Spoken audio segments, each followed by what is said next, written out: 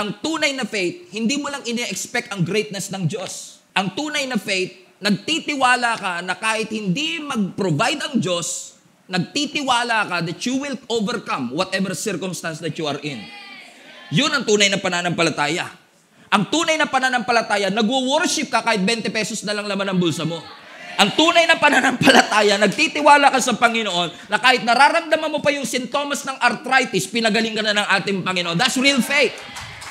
That's real faith. Kung darating ka sa moment na yon ng buhay mo, do not get offended with the Lord. Huwag mo siyang tatalikuran. In fact, mas lalo kang kumapit sa Panginoon.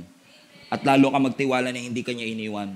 Ang tunay na pananampalataya ay pagtitiwala na kahit hindi mo ma-figure out ang iyong circumstance, God already figure it out.